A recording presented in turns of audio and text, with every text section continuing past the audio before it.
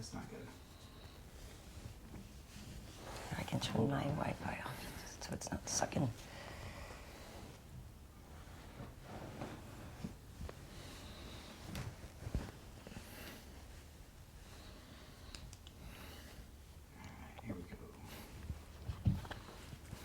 Hey everybody, welcome to the MMA podcast. I'm Karyn Bryant. Jouban here, guys. What's up, everyone? I mean, there was barely any fights this weekend. What a freaking weekend. I mean, I'm on my laptop. My laptop, I've got picture-in-picture going on. I'm on my phone trying to catch up with Glory, too. So much shit. Oh, damn, I didn't get to watch Glory. I just did the highlights, but picture-in-picture on Lomachenko and UFC and then Bellator and... It was awesome. Yeah, no, it was awesome. Freaking awesome. It was awesome. So I was at work at Fox, and yeah, it's a great thing is when we're out in the, either we're in the avocado room or out on stage, we have so many They got a few TVs at Fox, people, is what she's trying to say. So the funny thing is because at first people didn't realize Lomachenko was ESPN and stuff. So everyone's like, figuring first it was pay-per-view, and then we're like, wait, we can still get those. I mean, we can still get all that. We got the hookup. Okay. But so yeah, we had Lomachenko here. But free Lomachenko fight on ESPN all day. That was great. And then we had Bellator here, and then obviously we had all our UFC stuff in the big screens.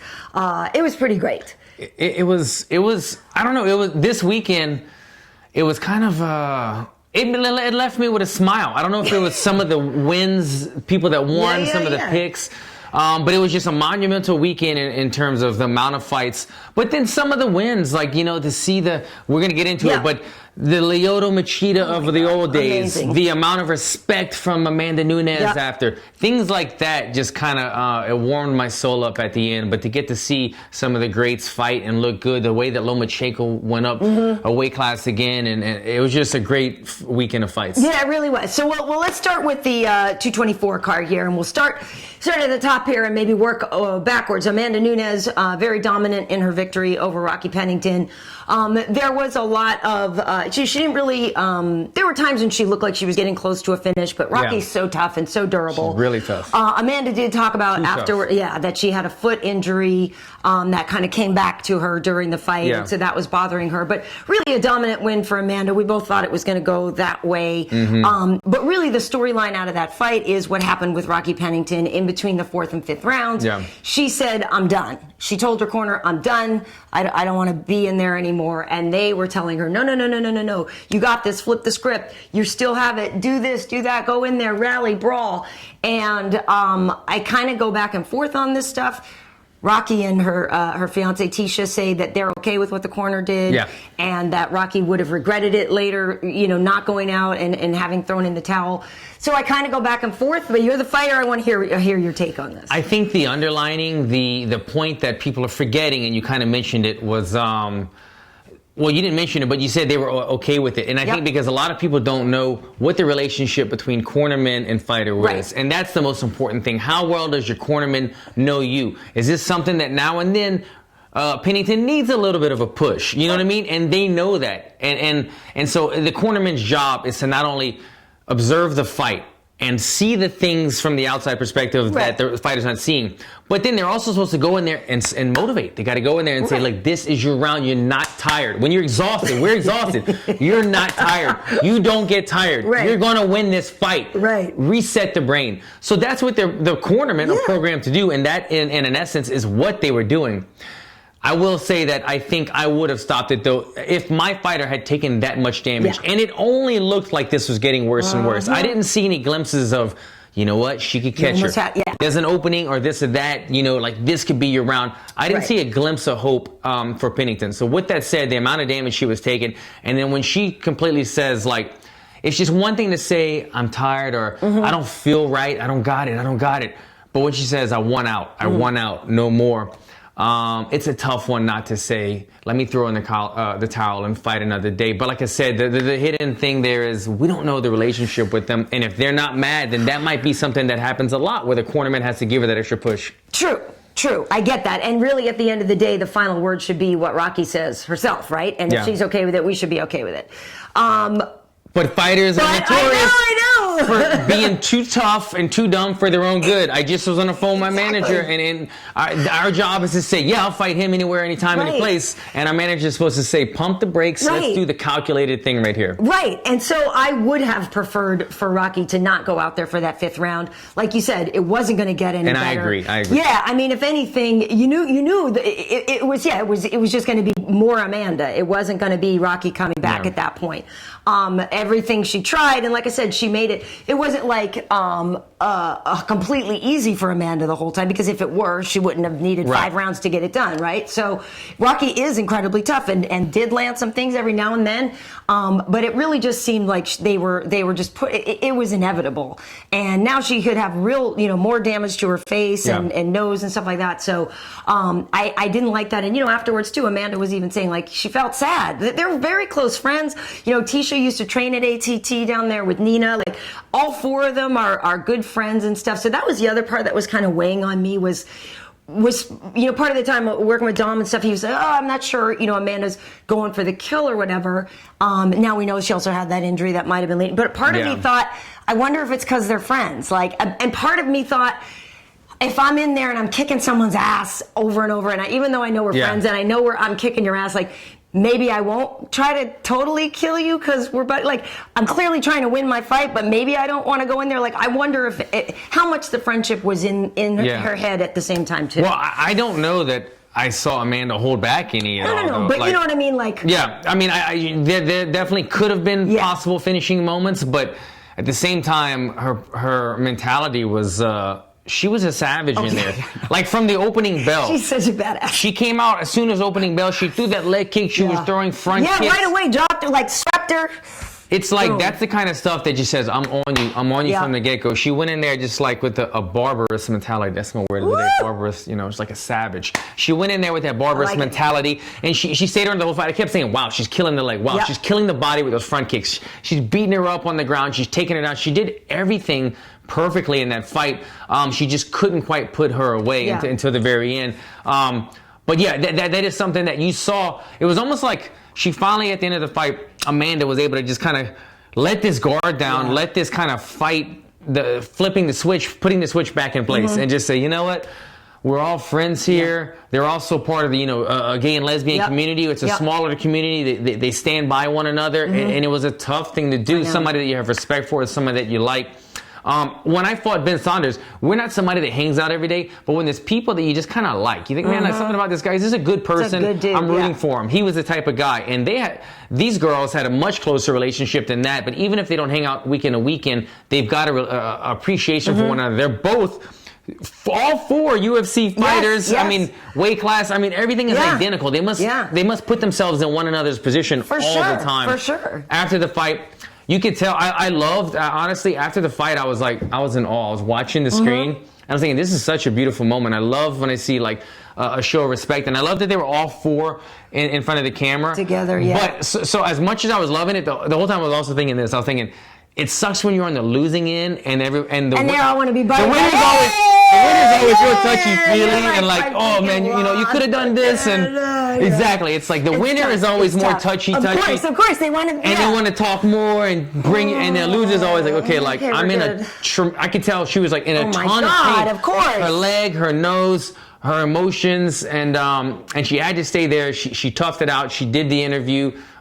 She made a beautiful moment by toughing it out. So I don't know. It was a great performance by Amanda, but a ton of respect for Pennington. And if I'm not mistaken, I think both Nina and Tisha are on the Calgary card. Tisha's fighting Ioane on H.E.A.T. I'm totally blanking right now on who Nina is fighting, but I believe they'll all be together. And they're both in the same card. Yeah, I'll be up in Calgary too, which will be fun. Wow. But yeah, I think Nina and Tisha are fighting on the same card at the end of July, so it'll be cool. I don't know what's next for Amanda, whether or not she'll fight Chris. She did say she wanted to have the proper time to bulk up and add that weight, so she wouldn't want to do that. Oh, she said she was okay with the Chris fight. Yeah, I think she was talking if it happened. She didn't want it to be too quick of a turnaround because she wants to be able to properly build up to that size. Yeah. So I don't know if I want to see that. I mean, I guess I kind of want to. I'm not really sure who else is left at 35 for Amanda. She hasn't lost since 2014. The person she lost to was Kat Zingano, but I think now Amanda still wins. She wins that rematch. You know what I mean? So, Kat Zingano was dominant. Had some great grappling when she was able to beat Amanda, but nowadays I think Amanda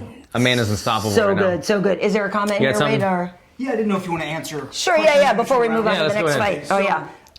Hearing fell off. A couple people just wondering if would there be as much Monday morning quarterbacking if this had been a male fight versus a female fight? Yeah, I think so. I don't think it's a girl thing. Like, oh, I don't want to see a girl get hurt anymore. I think it's. You're saying in general, guy or girl? Yeah, I think if it was the same thing, if it had been Brian Kelleher's corner between fights with Lineker, I feel like we would have the same response. I don't think it's like, oh, we have to be any more.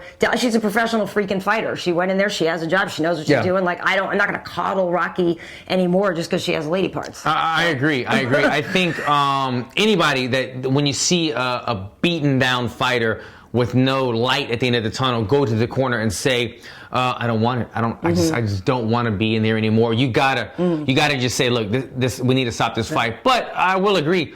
With it being a girl, I don't think us are using it like this, but I think a percentage of the population says, yes, when it's a girl, you definitely got it. You know what I mean? Definitely got it, right. So either way, though, but you have to think when a fighter doesn't, you look at H.E.A.T. I mean, she didn't get that beat up, but when Pennington beat her, H.E.A.T didn't want to be in there. And it showed in her performance. You're going 5 rounds with one of the baddest women in the world. You're going to take more damage. It was unnecessary. I feel like it's one of those things where, like you said, like you've broken your hand in a fight. If you come to your corner and you go, my hand hurts, and like, Alan, you got 2 hands. Suck it up, bro. That's what they tell you. Right. But if it's, I'm done, that's different. I don't want to be here anymore type of thing. That's done. 100%.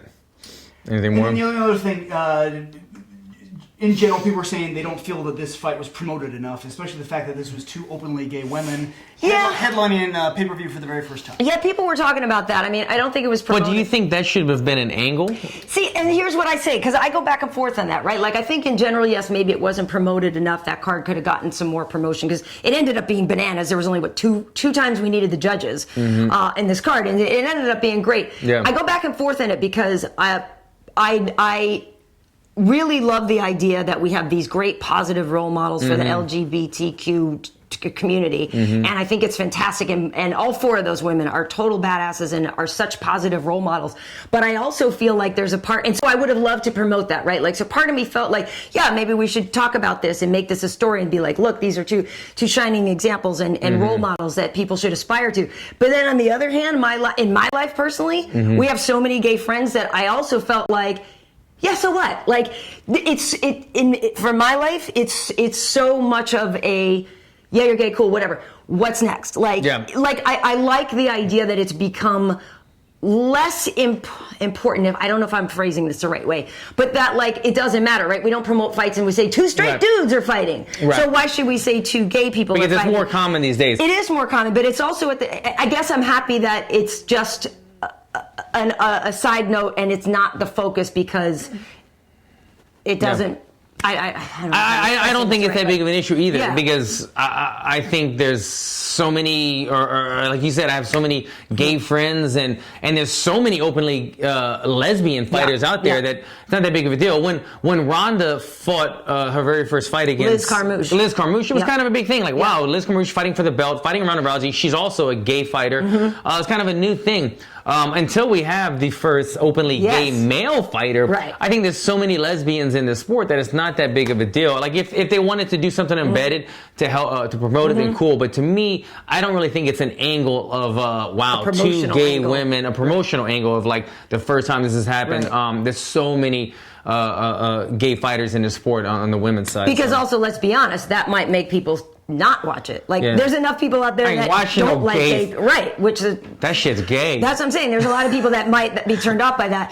They just gonna hug the No, that's different when it's girls. Everybody's like, ooh, maybe they're gonna get into certain jiu-jitsu positions. But I guess my point on that is, I think they're fantastic role models, and I love that they are out there and proud, and they don't try to hide who they are. I think that's fantastic. Okay. So, I agree. And you know what I got to say? I don't know why this came to me. When it was all done, Pennington's girlfriend, Tisha, man, she looked like a little dime piece when she walked in. Did you see that? Like Raquel was all like the tough one, you know? I was like, man, like, I know she's in pain. And then Tisha came in the cage in like a little white, Vegas dress and gave her a kiss and wiped her blood. I was like, damn, look, she's like a little firecracker in there. no body fat. Yeah, she was ripped up. She's looking adorable. Good. Yeah, for sure. All right, so let's move on. The co-main event. Kelvin Gastelum got the split decision victory over H.E.A.T. What do you think, guys? What do you think? This fight was wild. H.E.A.T almost got the submission in the first round. Then he really kind of looked worn out. Kelvin came on strong.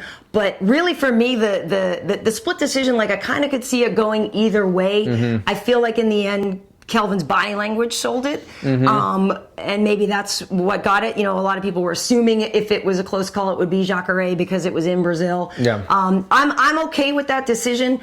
I think that the message for me was, unfortunately, Jacare just looked a little older and slower. Yeah. Kelvin looked great, and I'm curious what the hell Kelvin's chin is made of. Yes. Because I don't know how he took all those punches. Kelvin has a great chin, and then he has a way I see during the fight. He has a way of kind of rolling with his shots. Every time he gets clipped, it may be on the chin, but it's not like it's imploding him and he's just dropping. It's like they're glancing. He kind of rolls with the punches in a way, and but he takes punches very well. Not only does he take punches very well, but he wears them well. As many hard power shots as he got hit with from Jacare, at the end of the fight and even at the post-fight press conference, he didn't really have a mark on his face. Is that why guys wear beards though, to try to hide some stuff? I know it's for grappling too. Sometimes you can I wouldn't really know too much about the beard. I know you don't wear a beard. Don't start. But 35 years. I don't think a beard would look good on you. Working on the goatee still. He's got a hell of a chin. Yeah. I got to say though, on the I am against you on this one. I think that Jacare did enough in the eyes of the judges to get the win, and I'm not mad at. 1 and 3. I'm not at. 1 and 3. I thought should have gone to Jacare.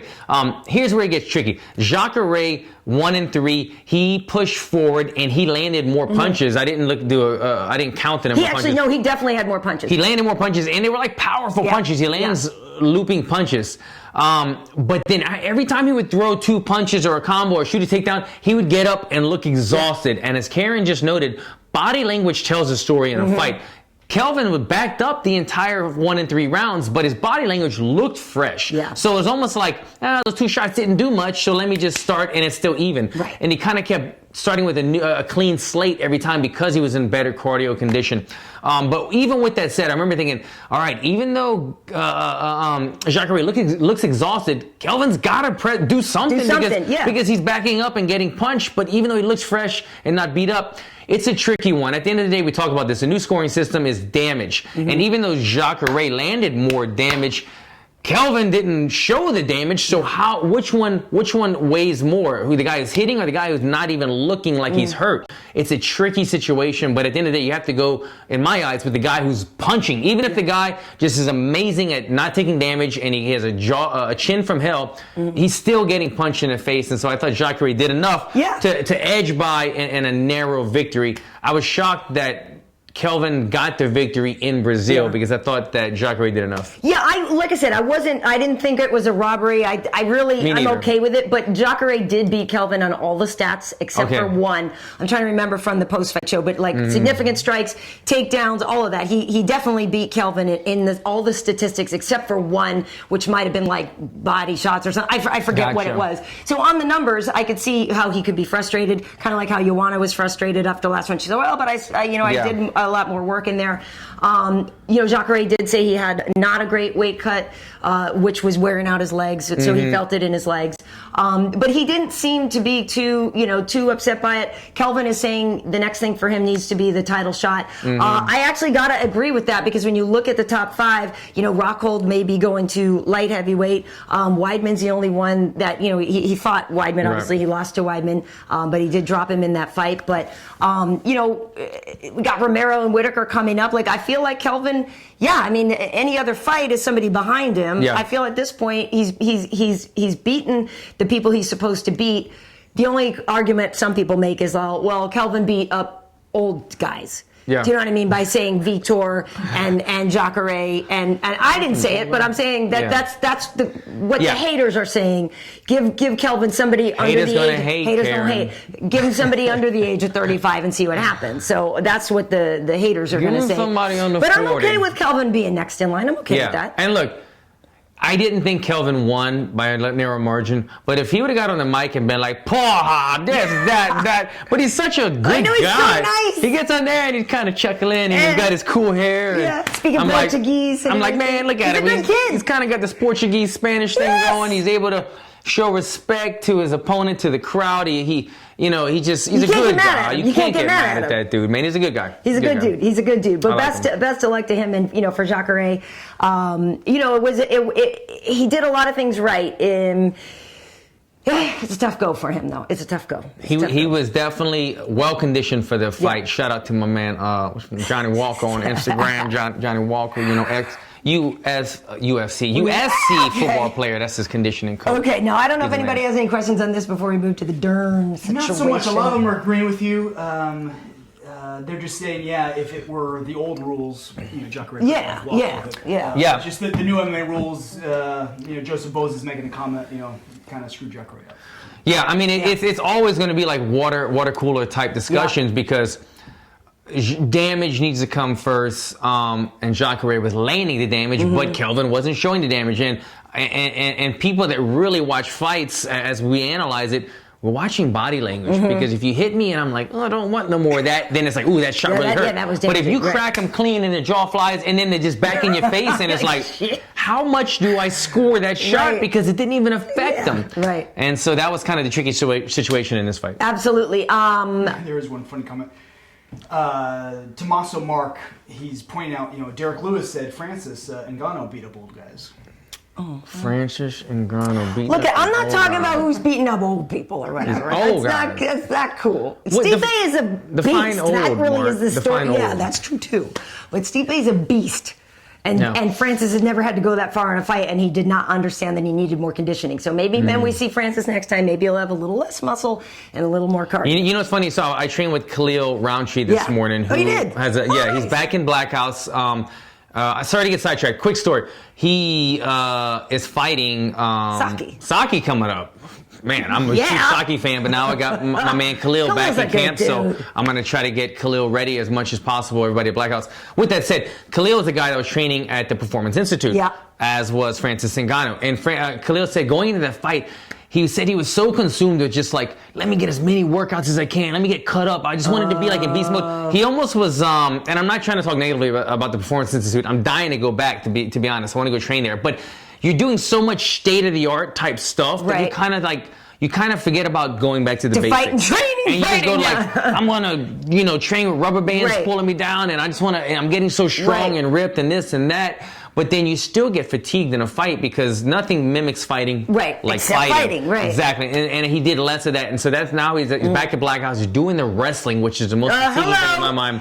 Yeah, it tires you down. He's doing all that kind of stuff now. That way he can have a better chance against Saki. But that's kind of one of the things I think that Francis Ngannou might have made the mistake. He made the right move, I think, in coming to the States. But I think he was just too engulfed in strength and conditioning, not the things like getting on the mats and getting the wrestling before a guy that makes fighting sense. The champ, Stipe. That makes sense. And that's actually a perfect segue because Mackenzie Dern has said that she is going to accept the invitation to go out to the Performance Institute. She's got a scale. I know, dude. And I did the scale post. Dude. So here's the thing. I like Mackenzie. She's a nice girl. Yeah. Great, fun, upbeat personality. Yeah. Amazing jiu-jitsu practitioner. She's just phenomenal.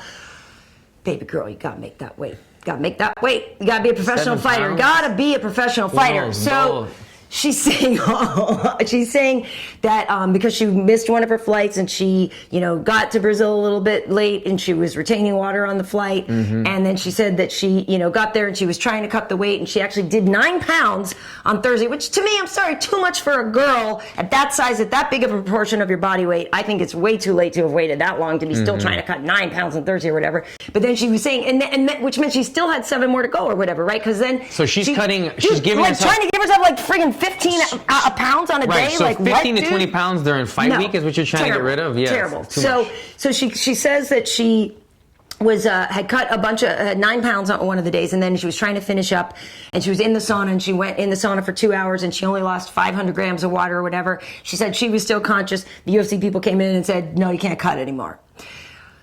That's what she said at the press conference after. My point in this is, and Dominic was very vocal in saying he thought it was a definite strategy to cheat and come in heavy.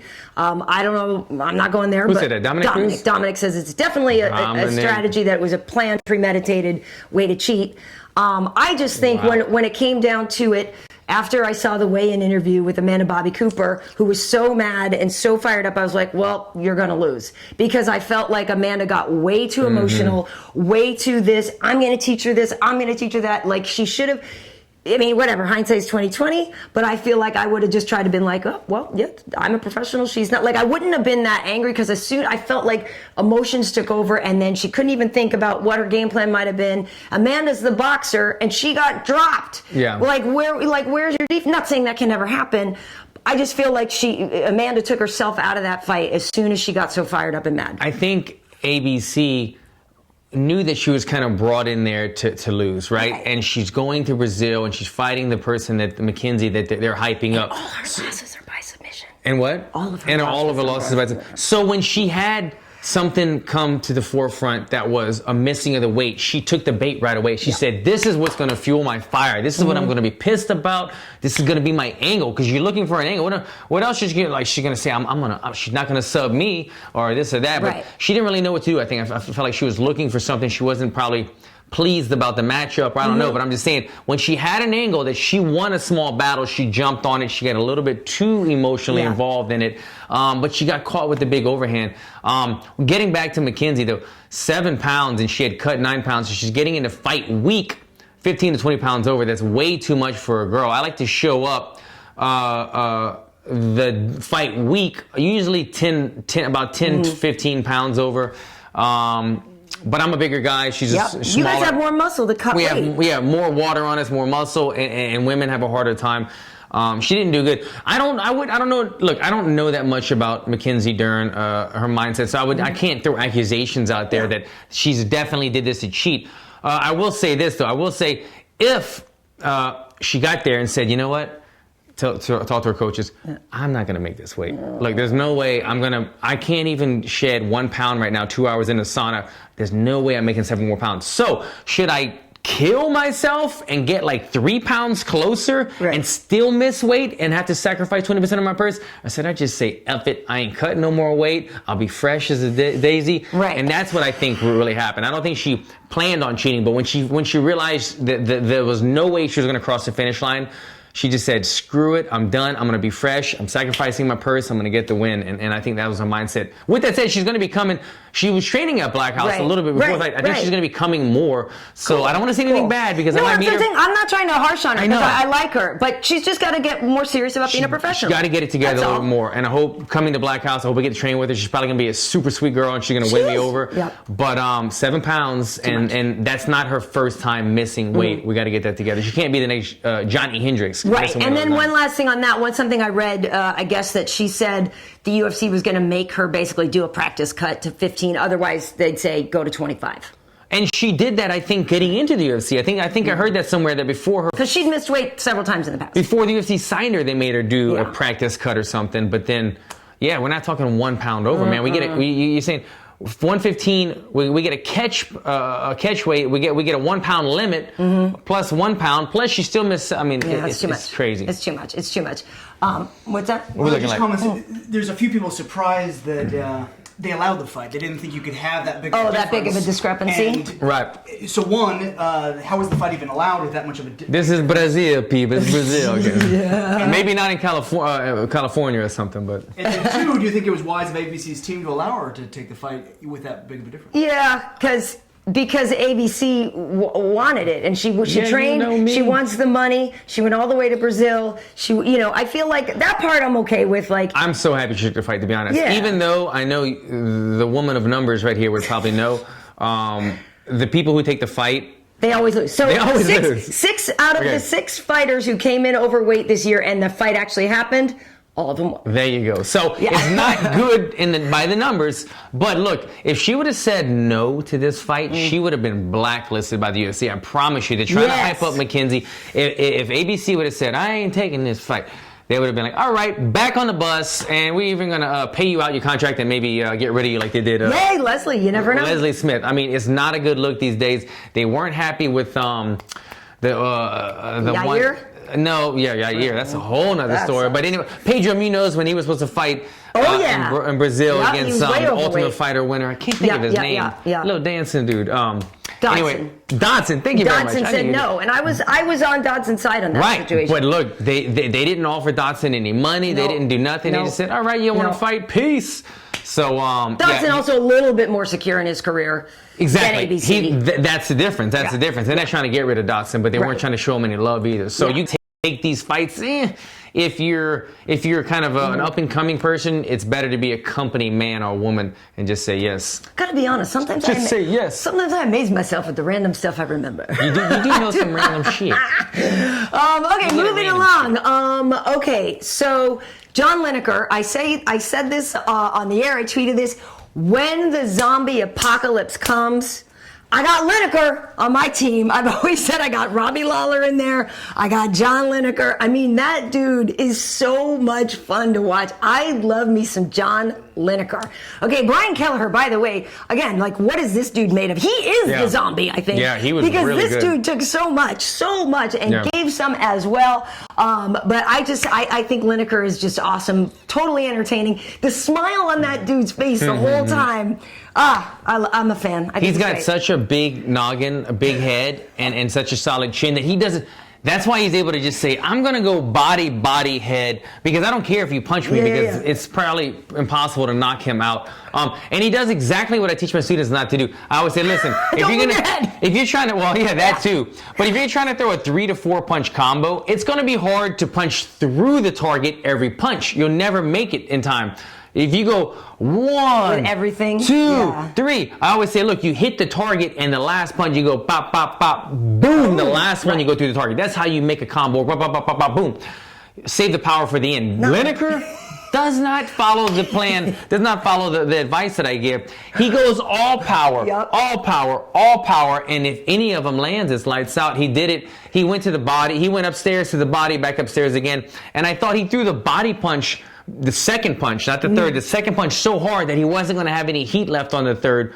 But he has heat on every single one. It's amazing that he can go 100% in 3 or 4 punch combos and still land them at the end and puts people lights out. It's amazing. And I think maybe it's because of his compact stature, and it's like, but he's the rock'em sock'em robot. And that's also why I love he's built, when, like, Jessica Andrade was kind of the female version of Lineker. But I think Lineker is awesome. And I'm trying to remember where he was ranked in the division. I think he was 4 or something. But, this is a guy that is looking for a title shot. He's been winning. I think the only time he lost was TJ. Right, yeah. TJ dismantled him, though. Yeah. But it's funny, Dominic, like I said, was working with him, so, that's a potential future opponent. It's interesting. I like Lineker a lot. I thought that was great. And by the way, that was also for Brian Kelleher, his 5th fight in 11 months. So he fought on the same card as me before. Yeah, it's like, that dude, I'm cool. He's great. I'm excited for his future. Take a rest. Yeah. Take some time. Yeah, he's a guy that I'm really excited about. He's got a bright future. I think he's just got some room to grow. Take some time, get better at some things, come back. For sure. But he's one to look out for in the future. For sure. Now, before we move to our mutual hero, Lyoto Machida, is there any questions here? So many damn fights. I know. There's a couple off topics. So okay. We'll wait till the end then. Yeah. Okay. So, or at least in between UFC and Bellator 6. Before we go any further, Karyn. Yes. I just want to make a fight announcement. Okay. Michael Bisping. I want Michael Bisping, guys. I'm going to be the first one. I'm calling out Michael Bisping. I think this is a good style matchup. If the UFC wants to make it me versus Michael Bisping. Am I the first one to do that? Oh, yeah, totally. First guy to call him. I feel like Michael sits at home, and it's actually true because we talked about this. The dude, I just imagine Michael at home just having a glass of wine, enjoying the fights, and be like, son of a gun. Like, every show, that dude gets called out. It must give you... I get anxiety just watching the fights because I'm always putting myself in the position. Right. But if every freaking fight somebody was calling me out, then I'm like, I'm getting all rested. You can't just enjoy it. It's annoying. He can't rest. That said, though, Lyoto Machida, I mean, come on. If you're new to the MMA Heat podcast, welcome to two of Lyoto Machida's biggest fans. It's true. You've gotten to train with him. I know you have a special relationship with him. I just, over the years, have always admired his classy approach to the game, along with, obviously, his incredible fighting. We know that this was Vitor's last fight, and Lyoto was very respectful and honorable leading up to this. Did we know that going into this? Yeah, we kind of did. I mean, I know we've heard it before, last fight or whatever, but this was supposedly really the one. And so Lyoto was so respectful in talking about facing this other legend, because I honestly I don't like the idea of those two fighting each other. I didn't really like it, and because I didn't want either of those guys to lose. I didn't want Vitor to lose his last fight. I just don't ever like to see Lyoto lose. But I thought it was incredible that, you've seen the picture. I mean, just Lyoto lands the shot, stands there with his hands on his hips. Yep, my work here is done. Let me bow. Let me thank. Then he goes over and thanks Vitor for everything that he's done for the game. Did you see that? Was that their parents in the audience? Yes, so that was Lyoto's dad and Vitor's mom. How beautiful a moment was that? What a mom, too. I mean, on Mother's Day weekend, her son was still down, and she goes over and hugs Lyoto's dad, and it was just like, look, these are our boys, I know.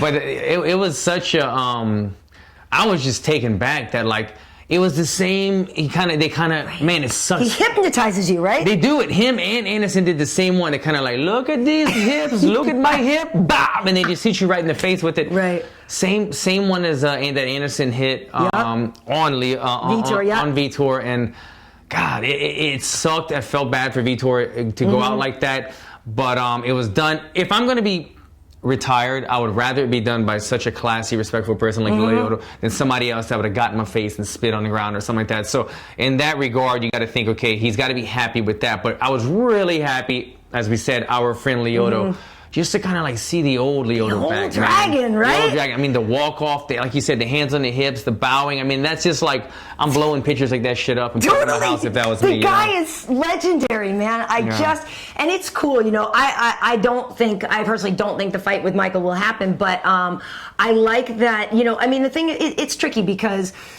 in that middleweight division, Lyoto was number 12, I guess, going into it during this fight. Vitor was 9. So we'll have some movement since Vitor will be taken out of there and stuff. So, it's a dangerous division still, and there's a lot of dangerous people in there that Lyoto would have to confront. But with that style, with that control that he had in there, and it was a little bit more of that old dragon, which I was happy to see. So I don't know who would be next for him. Maybe you could give him Weidman or something like that. I don't know if he would jump up that many. You know what I mean? Because Chris will be coming back soon. I don't know. Would he even want that fight? That's the thing. Right. So that could be interesting. There's Brunson. I think would still be ahead of Lyoto, but they already fought, right? No, Brunson already beat him. So it's tricky, but. I do want to say, and I tweeted out an interview that I did with Vitor. It was from 2011. We were over at Extreme Couture. It was before UFC 133. He was going to fight Akiyama. And I had said this on the air at Fox, when we were basically thanking Vitor for everything he's done. And, all the incredible fights over the year. But he really did give us some really good interviews. And he always has been a very friendly person to me and very respectful. And always want to extend that to him as well. So I did tweet out one of our favorite interviews. And it was so cool because we talked a lot, but also we got so much training footage of him. Yeah. So he was in there with Ray Sefo and just doing all kinds of stuff. I think he's rolling with Dorino because Dorino at the time was just Vitor's jits coach. You know what I mean? And so it's really, really incredible. We had some of him over at Robert Drysdale's gym as well. So just really, really cool. And I just personally, I know Vitor is somebody that people have picked on a lot and made fun of, but I really respect the guy and really wish him not well. in his face though. True. Everybody talks about him. Everyone talking shit in his face. I loved Mohawk Vitor coming out and just wrecking shit. I mean, whatever. I know, say what you will about the TRT or whatever, but it was so exciting and so fun to watch. Right. I agree. And he was a guy that even if he was on or off something, he's a guy that at his age when he was still wrecking shop, it always inspired me as a guy who's getting to be one of these older fighters. I'm always like, man, look at this guy. He's 3, 4, 5 years older than me, and he's still wrecking shop at the highest level. So he's done a lot. He's done it for a long time. He was in the UFC at 19 years old, yoked up Vitor, knocking out Vanderlei Silva and everything. So he's done it for a long time. enjoy the rest of your post career, next chapter in your life, Vitor. Absolutely. Now, and the last thing I want to say about, there's just a couple other things to touch on the card. Another Ezekiel joke from Oleinik. God, I mean, come on, man. It was like the OSP moment where we're like, okay, so like we know the only one thing you got to look out for. Right. And he did it again, and he was getting busted up in there too. So it's ridiculous. He called out for Doom. Is that what he did? He called out for Doom because he's like, okay, if I'm one of the best grapplers, I want to call it the other best grappler. I'm saying Oleinik. Good idea. Bad fight, I think, because Fabricio's stand-up is better than yours. And when it comes to the ground game, maybe you have your moves. I think Fabricio would win that fight, but I liked that call out. Look, the UFC wants that. They want guys to call out stuff, and look, the heavyweight division needs stuff like that. They need guys that want to step up, and I mean, it's a shorter ladder in the heavyweight division to get to the big names. But yeah, at the end of the day, you're a guy that's separated because you have one very good submission, but I don't know if you can hit that one very good submission on one of the best grapplers in the world. He's not going to get it on for Doom. I think he's too good for that, too keen. He's just not going to let you get that body position. Even if you lock that in, he's going to get on one side or the other of the body and not give you that right away. But look, let's make the fight. I'm down to see it. Cool. So before we get to the Bellator stuff, anything here we want to... Anything else? Yeah, a couple off topic. Okay. Go ahead. Any updates on Uriah Hall? He has a fight. Uriah Hall is going to be fighting another really good striker. Yeah, I thought he was fighting... No, because Adesanya's fighting... you hear my stomach? I know. You were training hard. No, I don't think there's anything wrong with Uriah. I can't remember. I thought he had a matchup. I thought he had an upcoming fight. He does. He's fighting Paulo Costa. He's fighting Bohashinia. July 7th. Right, he's fighting Bohashinia. Oh, yes, yeah. And Bohashinia was called out by Cesar Mutanchi after his fight. Cesar called out Bohashinia? Yeah, but Bohashinia. In Brazil? Yes. That's right. Yeah, so, I mean, I'll probably talk to Uriah before that fight. That's a hell of a fight. That's a great fight. That's a fun fight. Finally, we get to see who the big dog is in the octagon, because these young, strong guys, man. It'll be a good fight. I think so. Oh, what about that spinning back heel kick landed on your boy Sean Strickland? Yeah, Elizo Zaleski dos Santos. Yes. I don't know. Say that 3 times, but I tell you what, that. I don't know if people saw this fight the way I was seeing it, but having trained with Sean Strickland numerous times, he's a guy that puts this invisible pressure on you because he kind of he's very tall. He's listed at 6'1". Yeah, he's tall. But I swear, when you get next to him, you feel like he's 6'3". He's very tall, has very long arms, and he's a guy, like I said, that he walks around outside of camp at like 220. So whenever we spar, I feel like I'm with a light heavyweight, and I have a very tough time with him. And he does just that, like he did in the fight. He walks forward just out of range, and he has a way of kind of keeping his arms out. Normally, people tell you to hands right here. If you're boxing in MMA, it's a little bit more spread out, but he deflects punches. When you throw on Sean Strickland, it's hard to get a clean punch because everything was getting everything gets deflected, and he kind of hits it. And he was doing that during the fight. I was seeing Sean Strickland slowly hunting this guy down, and slowly the guy starting to look more and more desperate. That's the fight I was seeing, because I've been I've sparred with him, and I could see the guy like throwing wild overhands and it just deflecting and thinking, God, he's got to be thinking, how do I hit this guy? Yeah. But then he comes out of nowhere with the spinning back heel kick, lands it on the money, such a clean. And I think the first time Sean Strickland has been finished inside of the octagon, they said, and out of all his fights, he's been taken to a decision against Usman. Right. But I think that's the first time he's been finished. So that was a beautiful victory for the guy. But what I'm saying is, luckily for him, he hit that, because I saw Sean Strickland slowly wearing this guy down, and he was by the second or third round. That's how Sean fights. He's not always that exciting, but he has a way of kind of like pressuring you, that invisible pressure. But I was shocked that guy didn't get a bonus, man. That with that knockout. I mean, I know they had to clean it up at the end, and it might have been because it wasn't a walk off. But there was an Ezekiel and there was Lyoto. So what are you gonna do? To be honest, though, the Ezekiel was like, wow, this guy is now categorized with the Ronda Rousey for the arm bars, with like OSP, we changed it to the Von Prue, and so now it's just the Oleinik. It's I not get that Ezekiel. he kind of categorized himself, but it wasn't like an super exciting. I thought you'd give the guy the spinning back heel kick. I agree. You know, over the Ezekiel choke. But, I think it was the what the hell of the Ezekiel. Like, yeah, because I'm like, oh my god, like I think that's what it was. But I agree, they could have tossed Zaleski dos Santos a little bit. Of and who that fight of the night? It was Jacare and Kelvin, which I'm cool with. I'm cool with that. Although it could have been Lineker Kelleher. That's what I thought. I thought it was going to be Lineker. That was such a barn burner. I'm pretty sure it was Kelvin and Jacare. Bellator, are we going to? Yeah. But I feel like there was one other thing. Oh, yeah, they got fight of the night. Yeah, what I was going to say is on my DraftKings picks, I went 5-1. I actually picked Zaleski dos Santos. I'm sorry.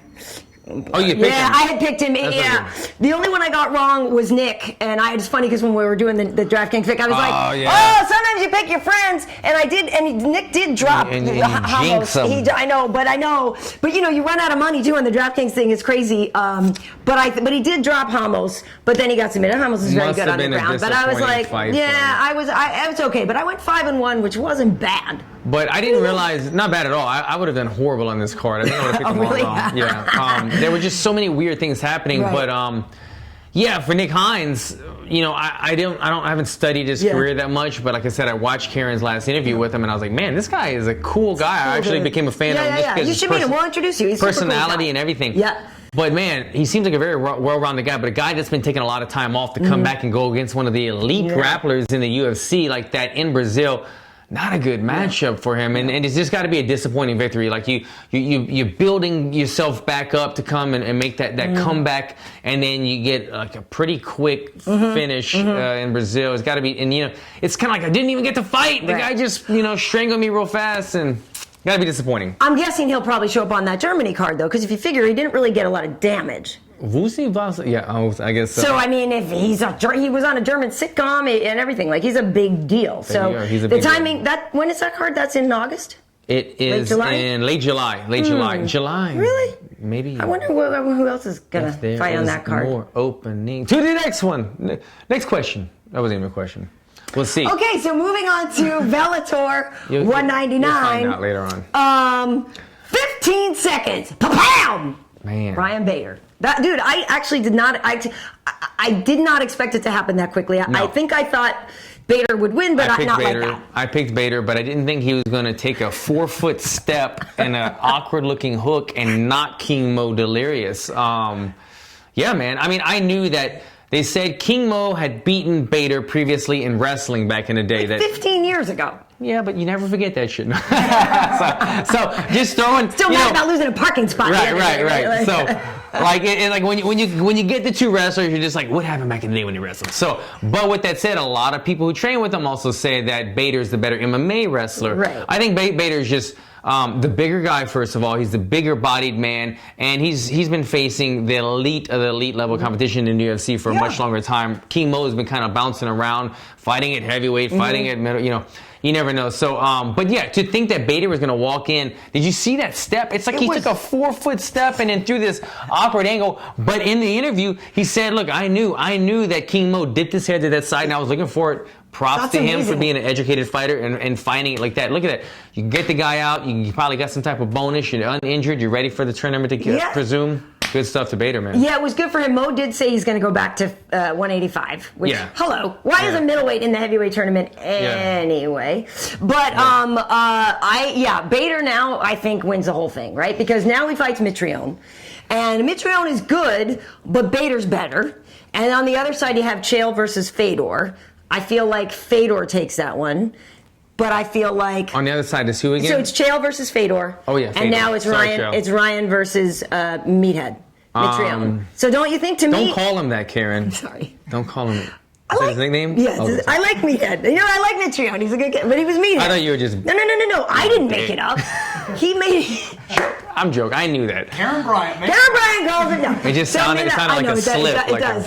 But that was his nickname on Tough. No, I like Mitrione. Mitrione is an entertaining. He's in town. He's going to be training with us at Muscle Farm. Oh, is he really? Nice. That's what my manager just told me. So I got Mitrione in this. No, nice. So I'll have to come out and I'll have to get to. No, Matt is a fun interview. This is the thing with the matchup. You would think that Bader's wrestling background and is skillful and being a big body guy who can compete with the heavyweights would probably give him the edge in this fight. But Mitrione is such an athletic, big body guy. He's the biggest body in the tournament, I would presume. Yeah. Maybe Mir was in weight, but Matron's the biggest, the quickest big man in the tournament. So if he could land one of those hard shots early, I think he's got a good chance. But if Bader's able to weather the storm, start making it his type of fight, then he's got a good chance. And then I got if we're talking about the tournament. I got, Chael. Like, this is not a good matchup for you, Chael versus Fedor. And so Fedor versus one of these two guys. Mitrione already beat Fedor. Mitrione already beat Fedor, so...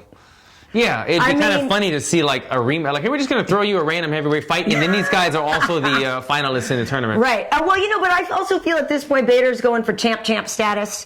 Which could be pretty cool if he pulls that off. So I got Bader taking the whole thing. Gotcha. I am training with Matreon. I know. I will come and visit Matt, though. I gotta come and interview him out there with you guys. That'd actually be really fun. So another heavyweight news, though. See, this is the thing.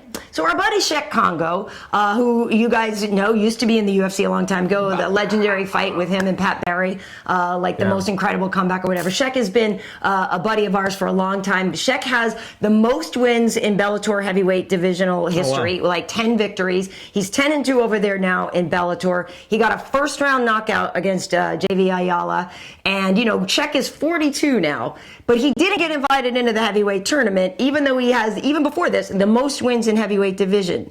So it's a little bit insulting. Like, I get that maybe you needed bigger names or people that you thought were more exciting fighters, because Cheick has been criticized for not having the most exciting fights at all time. But I love that he went out there and got the first round knockout, and then he's on Twitter. He's like, "I'm sorry, who was boring? Who did you say is boring?" Yeah. Like, cracked him with just a perfect counterpunch. Was really, really happy for him, and I do think it's a shame that he didn't get an opportunity to be in one of the brackets. I didn't even think about it. Like, it is weird that the actual heavyweight, the guy that has the most wins, is not even in the tournament. And he's still out there doing things. 42 years old. Yeah, and looks like that. And he got it going on. I mean, like.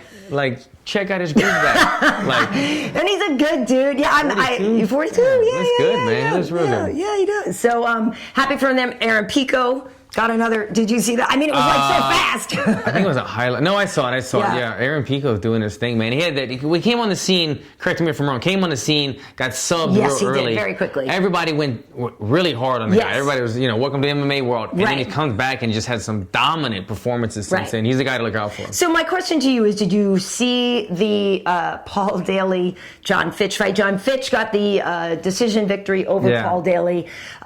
Fitch did what Fitch does. Yeah. And it actually got Paul Daly screaming and frustrated during the third round. He starts talking crap and stuff about the fact. What did you think of that? So I only watched one round of it, and then I had to kind of fast forward through the rest because I was trying to catch up. It was a lot of the same, and I was kind of until I saw somebody move, then I would stop and see what happened, but it was a lot of the same. Right. Two things. A, John Fitch still does very well what John Fitch has always done well, which is control the fight, put you against the cage, take you down, and control it from A to B. He still has it. He can still do it.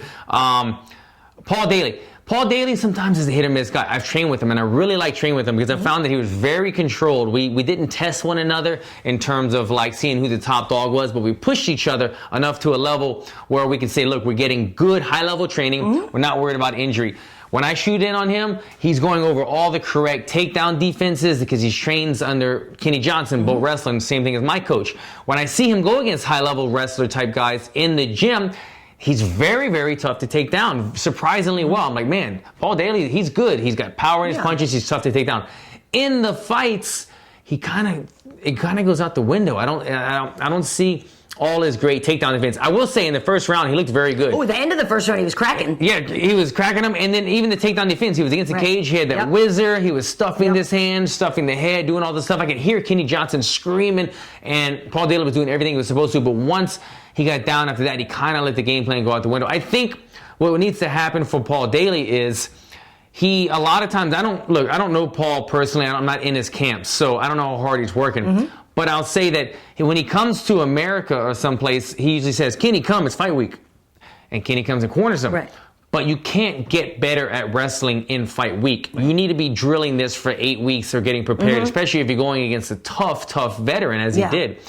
he didn't do that. So unless he has some go-to guys in London or wherever he's training at doing that, he needs to have more full-time wrestling. But like I said, I've trained with him, and he's got really good takedown defense in training. It just didn't click that night inside the cage. Yeah, I like Paul Daly. I always like watching his fights. I think he's an exciting guy. And he's awesome. At the fun. end of the first round, when he was able to get some separation, he started to light John up a little bit there. He was going for broke for a minute, and I felt like he had that sense of urgency because he knows, like, otherwise I'm going to get dragged down.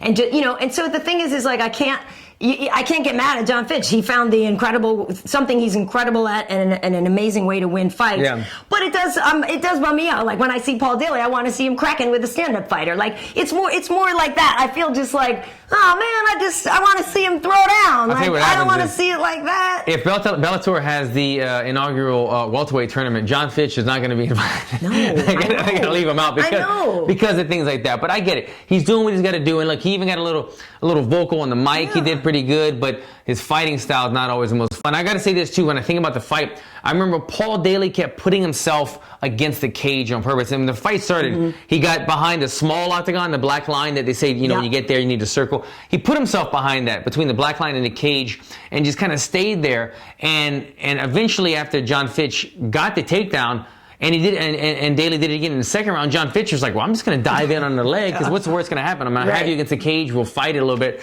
I didn't think that was a great move by Daly to put himself such into cage where there's no room to scramble after. All right, well, speaking of people who are great at wrestling and getting people down, we have Kamara Guzman versus Demian Maia this coming weekend.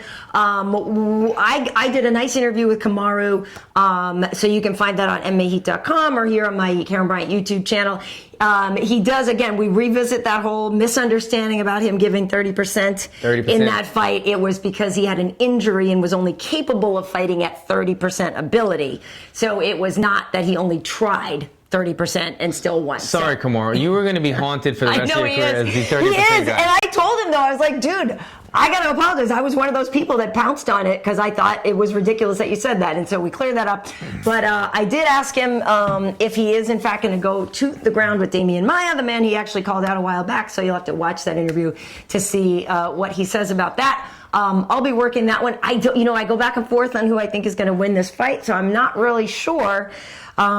You got to have a pick. I don't know. Give it to him. They need to know. I don't know. If it stays on the feet, it's Kamara. But, Demian is a bigger dude. He used to fight at 85. Mm-hmm. He's got very long arms. And I don't know what he'll do, right? Because the last couple times we've seen Demian, his strategy was so much about getting the takedown. Mm-hmm. Maybe he will give himself a little time to just let that happen a little bit more naturally, right? And not obsess about it right away. I don't know. Because Kamara is a very good wrestler. So I don't know. I'm not sure if Demian should right away just shoot for those takedowns or not.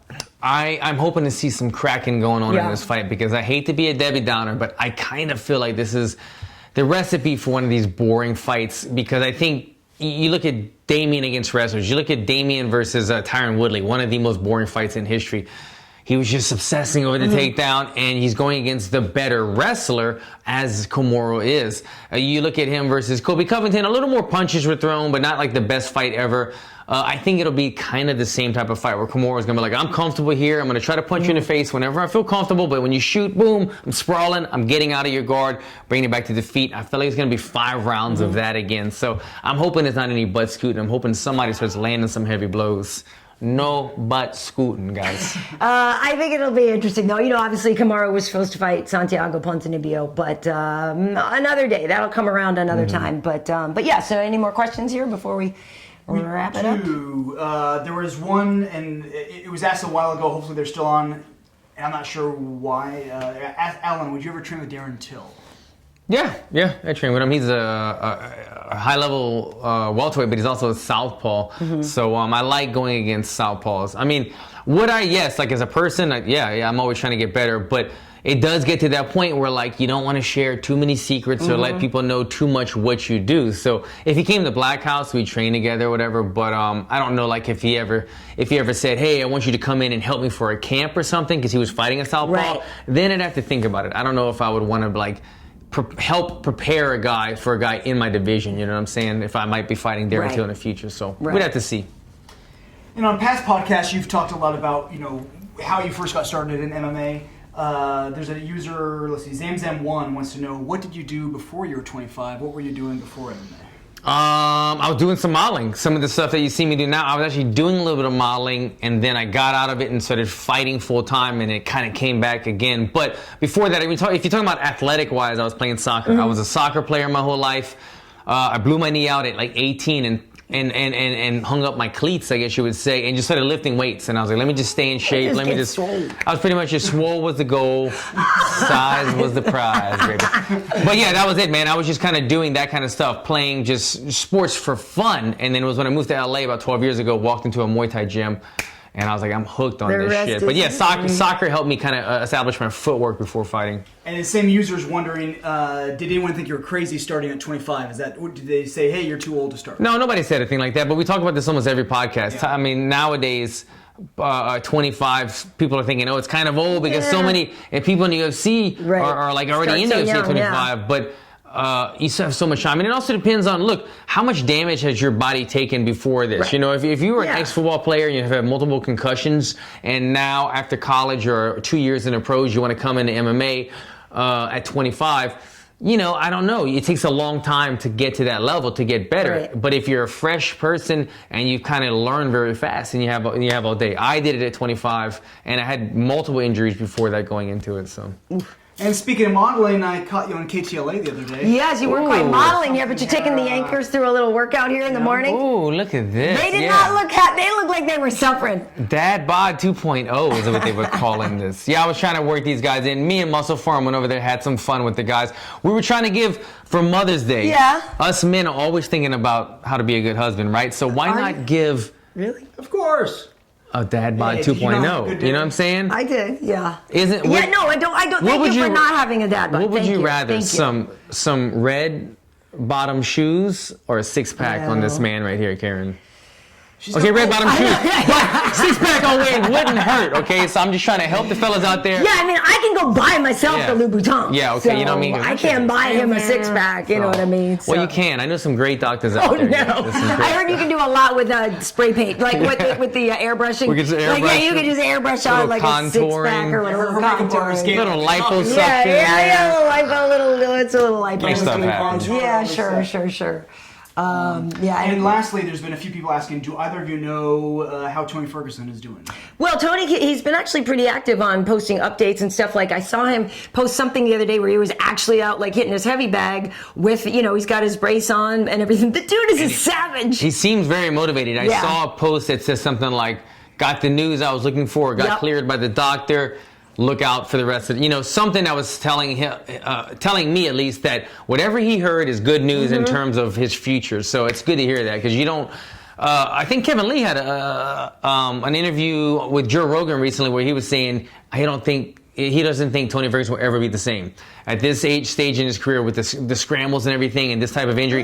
This might have just been him, you know, being a competitor. But he's saying I don't think Tony will ever be the same. But from this news, Tony seems motivated. Look, I've had 3 knee surgeries, broke my foot twice already, and my hand all in the same year, and I'm still cracking shit. So I think Tony will be fine. He's younger than me, and this is like his first surgery, I think, so he'll be good. Yeah, I hope so. He does post a lot on his social media, and it seems like he's already coming around. So fingers crossed for that. I don't know how long it would be. Yeah. If he could fight at the end of the year or not, I don't know. I don't want him to hurry it. Yeah, I don't think he needs to either. But I love watching him fight. So I hope he heals up well.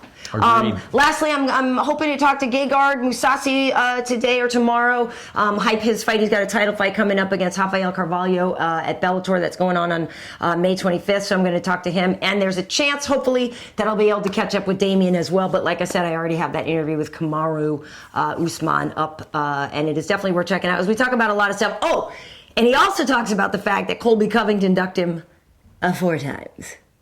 Usman says that? Yeah. Kobe. And so he gets into the whole bit about like the backstage thing that happened between them at one of the press conferences, and how Colby will do and say one thing while there's no cameras rolling and act a total different way. Thank you, Wonder Boy, for videotaping. Right, a different way. So Kamara gets into the whole backstory with Colby, talks about how they met each other way back with John Jones is involved in this whole story. So it's actually quite interesting to listen to the history leading up to their animosity. And so that is that's in my interview with Kamara. Colby Covington was getting into it. What's his name? What's the fighter, the little guy with the gold tee? He's got like a crazy name. He used to be Crazy Horse. Oh, Charles Bennett. But which Charles? Oh yeah, they were at that event. He goes by another name now. It's Crazy Horse, Charles Bennett. No, he changed it. It's something that's not. That's not a good positive name. Okay, well anyway, that's it. But anyway, that and then you see who was it? Nate Diaz getting into it with Nate Diaz slapped somebody at a fight. He slapped somebody who I don't know who it was. Stockton slap. It was Clay Guida. Oh, that's right. Clay Guida and Nate got surprising. into it, and somebody got in between them and got slapped. That was like a little thing going on over the weekend I saw as well. Jeez. Man, all these. I tell you what, like when I'm in fight mode, I'm in fight mode. But if I'm just going to an event, chilling, and I'm with my family or my friends, like I just want to drink a beer, eat some popcorn, watch some fight. I don't want to be worrying about, damn it, this fight is right here, and now we're gonna have to cross each other when we go take a leak, and we're gonna be slapping each other. And that shit's crazy, man. I'm not trying to. No. I'm trying to relax. No. Oh, lastly on that though, the one opponent you had beef with a little bit, Mr. Perry. Mike Perry, who said he got his DNA and he's like 0.2% African American, so he can say the N-word. Yeah, I'm here to tell you can't. Wait, did he say this? Yeah. What? That's and I'm just here. I didn't even. I thought you were service announcement. I thought you were going a different direction with that. But so after getting his DNA results back that said he was like either 2% or 0.2% African American or black, he said it, and that means he's cool. So that's the first thing he was like, oh no, I'm saying nope. Because to be honest with you, I did my DNA, and I'm actually only 39%. African of descent, and I don't say it. What's that called? 23andMe. 23andMe is the one we did for Fox. Apparently, I need to. We have a promotion going with the World Cup, and so mine came out basically 60% Northern European and 40. It was like 59.6% Northern European. 38 point something % Western African, and then there's a bunch of other little stuff in there. So I see the Northern European. This is when I do this. All of a sudden, it's Northern European. But yeah, even with that percentage, I just don't like saying that word. But Mike, come on, man. Yeah. I like your reinvention. I like you going to Jackson Wink. I like you trying some new things on. But man, you went to Jackson Wink? Yeah. No, I didn't know. You gotta stop. It's funny that's Mike, the first thing you thought of. Don't say it. Don't say it. He's like, I can say it. No, you can't. We'll see, man. Oh, bless his heart. Do it on the mic. Mike, do it on the mic. I dare you. Get on the mic. All right, so that said, on social media, I am KD Heat on Instagram, Karyn Bryant everywhere else. We have MMA Heat across all platforms. Yep, Alan Jouban. You know the deal, guys. Alan Jouban everywhere. My YouTube page. Get on it. All right, and there's no fight announcement, huh? Soon. Next time. I gotta sign some shit. I'll let you guys know first, though, I promise. All right. Thanks. Take care, guys.